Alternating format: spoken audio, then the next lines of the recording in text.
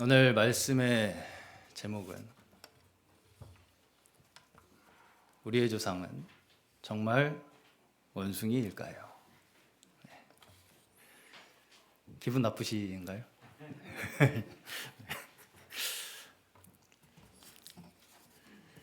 제가 이번에 이제 오늘 오후에 진행될 전도 이 집회에 전도지를 만들려고 앉아서 이제 기획을 하는데 뭐 일반적인 전도지 제목들이 많죠. 하나님은 당신을 사랑하십니다. 저희가 듣기엔 너무 은혜스럽습니다. 예수님께서 당신의 죄를 위하여 돌아가셨습니다. 예수님께 돌아오시면 행복과 평안과 안식이 있습니다. 너무 저희가 듣기엔 은혜스러운데요. 믿지 않는 분들에게 그러한 제목으로 전도지를 전달했을 때 과연 그것이 읽혀질까에 대한 의문이 좀 있었어요. 그래서 뭔가 좀 자극을 했으면 좋겠다. 도전을 줬으면 좋겠다. 조금 기분이 나쁘더라도. 그래서 생각해낸 게 우리의 조상은 정말 원숭이일까요? 라는 제목을 제가 생각을 했는데 쓰면서도 이렇게 해도 괜찮을까? 뭐 이런 생각을 하면서 이제 제가 제목을 정했는데 그래도 우리 운영위원회 우리 성도님들께서 좋다고 아이디어가 좋다고 이렇게 말씀을 해주셔서 힘을 얻어서 아예 인쇄로 찍어버렸습니다. 그래서 이제 일단 첫 서두로 제가 이 제목에 대해서 좀 부연 설명을 드리면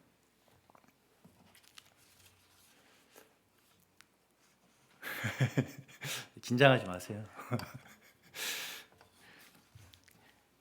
원숭이에서 우리가 진화됐다고 생각하시나요? 이 이제 진화론적 입장에서는 사실은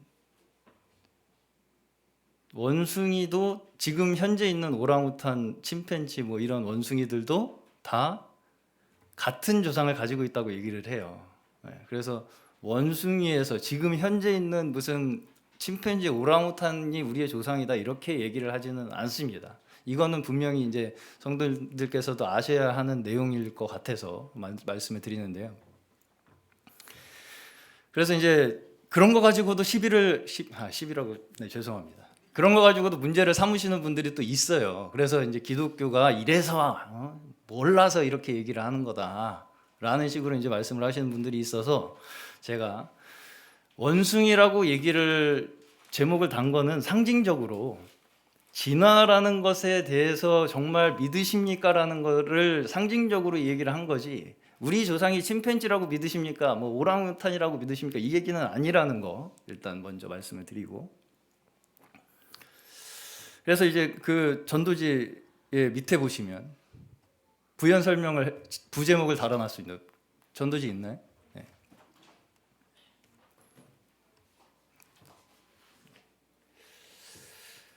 당신이 아무런 목적이나 의미 없이 단지 우연히 진화되었다고 믿으십니까? 네. 이게 이제 부제목입니다. 그래서 이게 사실은 진짜 묻고 싶은 거죠. 근데 이제 우리가 그렇다는 거예요. 막연히 우리가 진화되었다라고 생각하는 사람도 당신 조상 원숭이입니까? 이렇게 물어보면 조금 기분이 나쁘잖아요. 다 사실. 안 그렇겠습니까? 좀 과격하게 말해볼까요? 아버지, 어머니, 할아버지, 할머니가 원숭이랑 친척이라 그러면 기분이 좋겠습니까? 근데 다른 말이 아니죠. 다른 말이 아닙니다. 그렇죠? 그럼에도 불구하고 막연히 그냥 아무런 우리는 목적도 의미도 없이 그냥 어떻게 하다가 생겨난 존재일 것이다라는 걸 믿고 살아간다는 거죠, 사람들이. 그래서 이제 그 부분을 좀 명확하게 좀 생각을 명확하게 한번 해보시라라는 제목입니다. 그래서 이제 안에를 한번 살펴보시면 첫 번째 신의 존재에 대한 증명이 나와요. 신의 존재에 대한 증명. 이 존재에 대한 증명은 기독교와 함께 인간의 철학, 과학에 있어서 가장 근원이 되는 학문이에요. 우리가 진짜 존재하는가? 이렇게 말씀드리면 뭐 그런 질문을 하고 사냐, 쓸데없이 이렇게 생각을 하시겠지만, 모든 것에 존재하는 것에 대한 연구를 우리가 하잖아요. 공부를 하고. 근데 그게 어디서부터 나왔는지 모르고 그냥 그것만, 겉에 있는 것만 계속 연구를 하는 거는 성이 안 차죠, 한마디로 사람이. 그래서 사람은 항상 늘 그 너머에는 뭐가 있는지, 그 너머에는 뭐가 있는지 그 근원을 계속 판단 말이죠. 그게 인간의 이 욕구예요. 지식 욕구. 왜? 결국은 내가 어디서부터 왔는지가 궁금하기 때문에. 그래서 여기 이제 보시면 모든 존재하는 것은 이유가 있습니다. 무슨 말씀이냐면 여기 예가 있습니다. 길을 걷다가 빛나는 공을 발견했어요. 두 친구가. 근데 한 친구는 저게 왜 저기 있지? 라고 질문을 하는데, 한 친구는 야, 그거 뭐하러 그렇게 궁금해하냐, 그냥 저기 있으니까 있는 거지 라고 하는 그 대답이 만족할 만한 대답이겠습니까? 그냥 그 질문을 회피하는 거죠, 그 대답은. 그래서 이 공이 우주만큼 커진다고 해도, 사이즈가 달라진다고 해도 그 질문은 같을 수밖에 없죠. 그래서 어떤 것이 존재하는 것이 왜 존재하는가를 우리는 끊임없이 추적을 하고 싶어 해요, 사람은. 왜? 모든 것에는 거기에 원인이 있기 때문에. 우리는 왜 있습니까? 부모님이 계시니까 우리가 있죠. 원인이 다 있어요. 우리 주변에 원인이 없이 있는 것은 아무것도 없어요.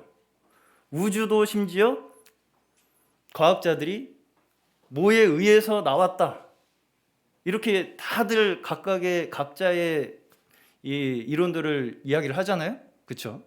그냥 있다 이렇게 말하는 과학자는 없어요. 과학자가 그렇게 말하는 건 과학자가 아니죠.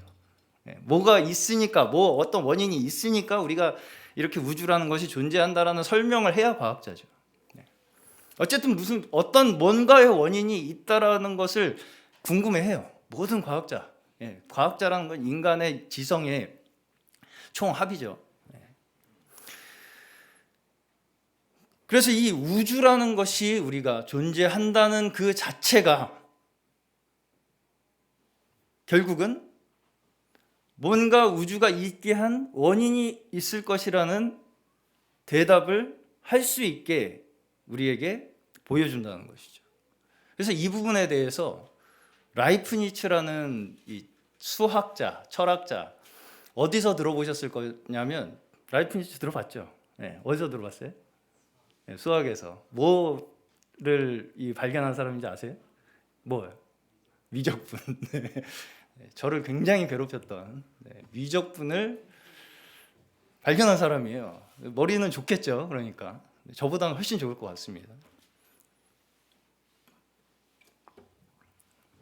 근데 이 사람이 4가지 논리 단계를 가지고 신의 존재를 증명을 했는데, 한번 띄워줘 보시겠어요? 첫 번째, 그 단계를 띄워줘 보시죠.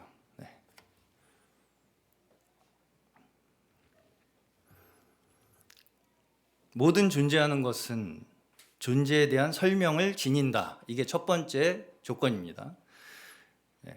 안 나오나요? 안 나와요?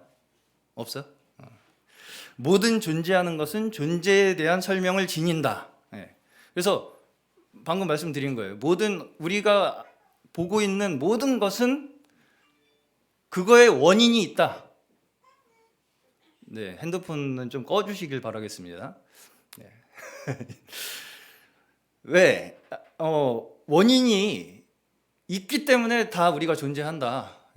그런 이야기죠. 동의하시죠? 네, 이 부분에서는 동의를 안 할 수가 없습니다. 자, 그러면 2번이 뭐냐면요. 만약 우주에 대한 설명, 우주의 원인이 있다면 그 원인은 신이다. 이게 두 번째 명제입니다. 왜냐하면 우주를 만들기 위해서는 우주라는 것을 만들 수 있는 존재는 우주를 초월한 존재여야 되겠죠. 네. 물질 세계에 있는 존재가 물질을 만들 수가 없죠. 네. 물질 세계를 만들기 위해서는 그 물질 세계를 초월한, 시공간을 초월한 더 강력한 무언가를 가진 존재가 있어야 이 물질 세계가 존재할 수 있다는 거죠. 그렇기 때문에 이 우주가 존재한다는 것에 대한 원인은 신일 수밖에 없어요. 우리가 일단 일반적으로 우리가 믿는 성경에서 이야기하는 하나님이라고 얘기를 하지 않더라도 일단 신이라는 존재, 절대자, 창조자라는 존재는 우주라는 이 존재가 있기 위해서 반드시 필요한 존재라는 거죠. 네. 여기까지 이해 가십니까? 네. 세 번째 명제는 우주는 존재한다. 이거는 누구도 부정할 수 없겠죠. 우주가 존재하지 않으면 나도 없는 거기 때문에. 그러므로 4번 우주에 대한 설명은 신이다 라는 것입니다. 이 논리 구조는 누구도 반박할 수가 없어요. 왜? 라이프니츠라는 엄청나게 똑똑한 사람이 증명을 해낸 것이기 때문에 아무리 머리를 짜내도 이거에 대해서 어떻게 반박할 수 있는 여지가 없습니다.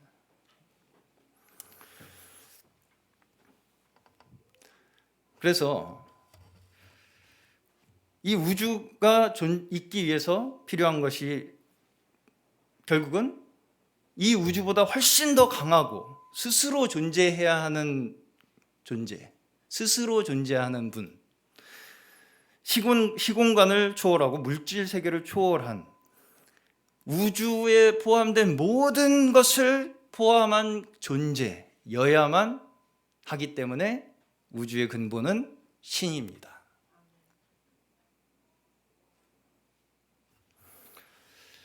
그래서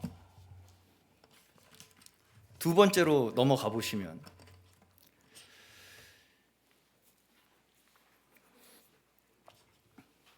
이렇게 우주에 근본 원인이 존재하는데 그러다 보니까 우리 인간이 무엇을 느끼냐면 불완전함을 느껴요. 무슨 말씀이냐면 우리는 시간과 공간의 제한 속에서 살아갑니다. 정해진 수명을 살아가죠. 그것을 우리가 극복하고 싶어 해요. 그렇죠? 네. 동물이 운송수단을 발명해서 이동 시간을 단축하고 공간을 초월하고 싶어 합니까? 핸드폰을 발명해서 이렇게 시공간, 그게 말하자면 시공간을 초월하고 싶어하는 인간의 심리죠. 어디서든 소통하고 어디서든 그 어떤 정보를 얻을 수 있는 수단이 이 스마트폰이라는 거 아닙니까? 네. 이러한 모든 우리가 하는 거의 대부분의 활동이 우리가 가지고 있는 제한을 어떻게든 극복하고 싶어 하는 거예요. 인간이. 그렇다는 건 역으로 어떻게 말할 수 있을까요? 우리 스스로가 우리가 가진 제한을 알고 있다. 인간은 우리의 불완전성을 알고 있어요. 그리고 영원하지 못함도 알고 있습니다. 한계성을 다 알고 있다는 것이죠. 그래서 그 유명한 진시황은 불로초를 찾아 헤맸죠. 그럼에도 무덤에 묻혔습니다. 그러면 이제 여기서 드는 의문이 한 가지가 있는데 왜 동물은 그렇게 자신의 한계를 극복하려고 하지 않잖아요. 그냥 사는 대로 살다가 죽잖아요. 인간만 왜 이렇게 영원함과 완전함이라는 것을 알까요? 인간만. 우리는 그 제한 속에 사는 동물과 사실은 별 다를 게 없는 존재인데 인간만 유독히 알아요. 우리가 한계를 가지고 있다는 것을. 그리고 그걸 극복하고 싶어 해요. 왜? 우리는 하나님의 형상과 모양에 따라서 지음을 받아서 우리에게만큼은 그것을 알 수 있는 능력을 우리에게 주셨어요. 하나님께서. 그래서 우리는 하나님의 영원하심과 완전하심을 우리 누구에게나 우리의 마음속에 품고 있다는 것입니다. 그래서 우리가 가지는 것이 3번입니다. 누구나 종교를 가지고 있어요. 나는 종교 없는데요. 나는 무교인데요. 할 수 있는 사람이 이 세상에 단 한 사람도 없어요. 왜? 돈을 믿고 명예를 믿고 심지어 쾌락이라도 믿고 살아요. 사람이. 그렇죠? 그것이 내 인생을 구원해 줄 것이다. 그것이 내 인생에 뭔가 답을 줄 것이라고 생각하는 그 자체가 종교입니다. 누구도 이 종교에서 자유로울 수가 없습니다. 그런데 문제는 뭐냐? 정말 우리가 추구해야 할 것이 정말 우리가 추구해야 할 것을 우리가 믿지 않으면 참된 진정한 만족을 얻을 수가 없다는 것이죠. 진정한 만족을 얻은 사례를 보신 적 있나요? 돈을 믿고 살아가서 정말 이 사람 인생의 구원을 얻었다. 명예를 쫓아서 구원을 얻었다. 쾌락을 쫓아서 구원을 얻었다라는 사례를 보신 적이 없죠. 다 누구나 그것을 쫓다가 그냥 쇠락의 길을 다 걸어갑니다. 우리가 원래 만들어진 의미와 목적을 모르면 완전한 만족을 가질 수가 없다는 것이죠. 여기 예를 보시면 시계는 무엇을 위해서 만들어졌습니까? 시간을 잘 보기 위해서, 잘 맞게 하기 위해서. 그래서 우리가 시간이 잘 맞으면 그 시계는 좋은 시계라고 말하죠. 우리 사람은 원래 우리가 사람의 만들어진 목적에 따라서 살아야 좋은 사람이 되는 거예요. 무슨 말씀인지 아시겠죠? 네. 그런데 문제는 4번에 있습니다. 우리 인간은 원래의 목적에서 벗어났어요. 그래서 누구나 불행하게 삶을 살게 돼요. 그것을 우리는 죄라고 부르는 것입니다. 그럼 우리 인간의 원래의 목적은 무엇인가요? 사랑하는 거예요. 사랑하는 거. 되게 우리 목적이 엄청 원대하고 무슨 큰 일을 이루는 것이라고 생각을 하기가 쉬운데 사실 하나님께서 우리에게 두신 뜻은 사랑하는 거예요. 서로 사랑하는 것. 그의 계명은 이것이니 요한 1서 3장 23절. 곧 그 아들 예수 그리스도의 이름을 믿고 그가 우리에게 주신 계명대로 서로 사랑할 것이니라. 이것이 우리의 원래의 창조의 목적이라는 것이죠. 근데 이것에서 다 벗어나 있어요. 다 사랑을 잃어버리고 하나님을 떠나고 다 각자 뿔뿔이 흩어져서 자기를 위한 삶을 살아갑니다.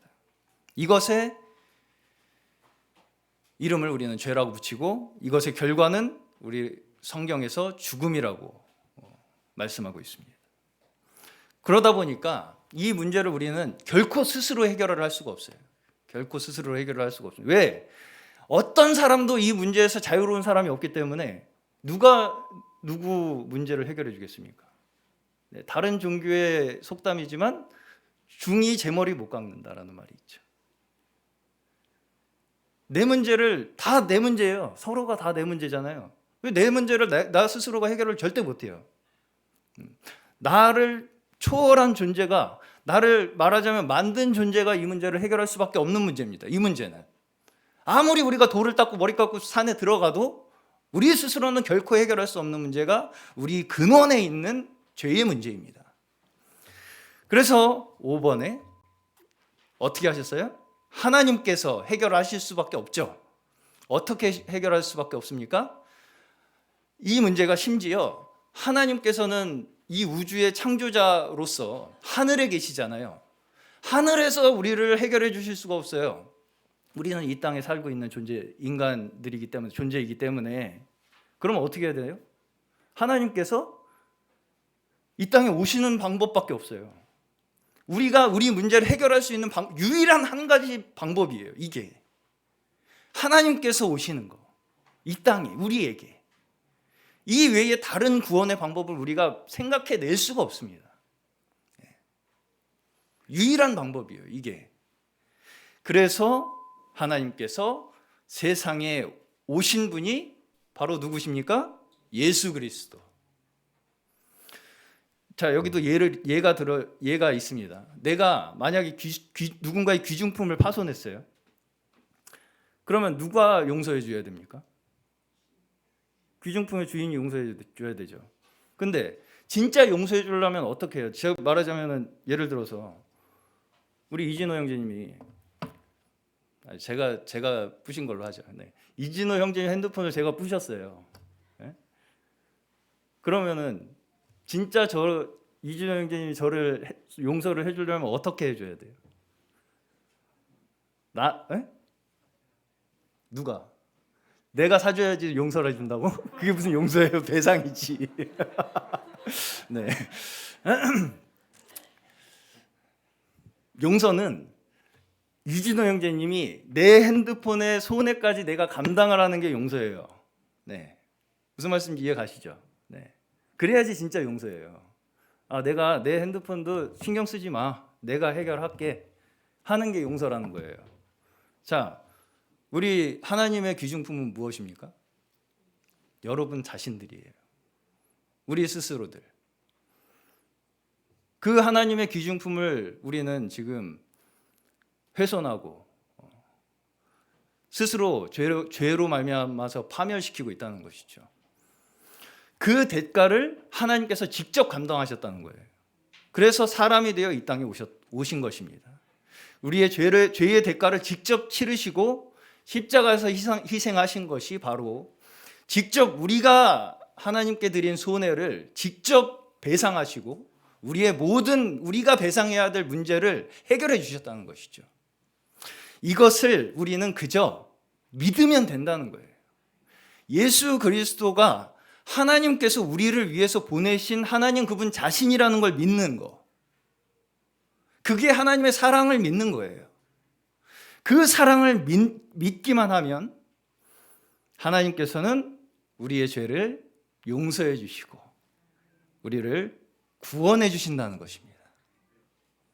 그래서 우리의 원래의 인생의 목적을 구원받을 때 우리는 찾게 되는 것이고요. 이 원래의 목적을 찾을 때만이 우리는 진정한 기쁨과 행복을 그 안에서 찾게 되고 예수님을 믿고 우리가 죄에서 벗어날 때에 그제서야 우리의 모든 마음의 짐이 벗어지게 되는 것입니다. 죄의 고통에서 우리가 벗어날 때 진정한 자유, 또 영원한 생명, 그 모든 죄의 속박에서 우리 죄의 그 형벌에서 해방되게 되는 거예요. 믿기만 하면 하나님께서 예수를 우리를 위해서 보내셨다. 이걸 믿기만 하면 해결된다는 것입니다. 이 모든 것이 하나님께서 우리를 사랑하셔서 그냥 공짜로 주시는 은혜이며 선물임을 믿으시는 여러분 되시기를 주님의 이름으로 간절히 축원합니다. 함께